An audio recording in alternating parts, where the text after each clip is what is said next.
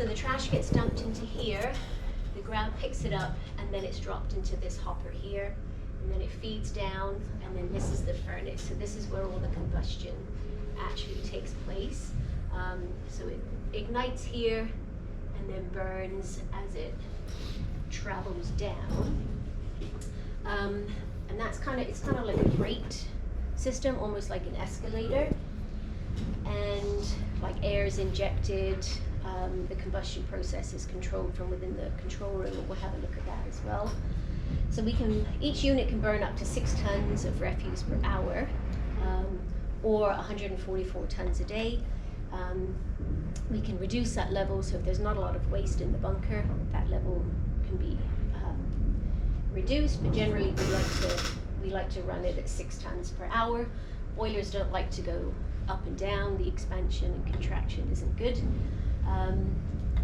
So once that waste reaches the furnace, it can take up to 90 minutes before it's fully combusted as it travels down the grate.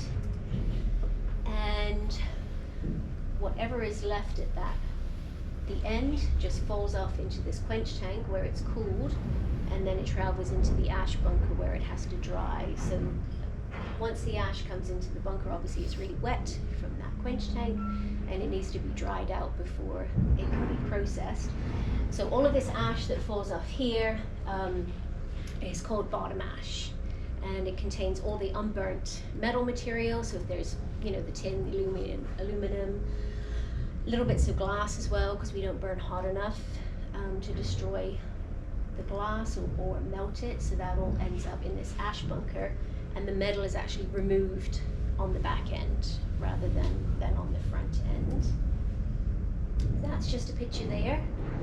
So by volume, everything is reduced by about 66%. So from there, I'll talk about the ash process in a second. So our pollution control devices, so a lot of people wonder why there's no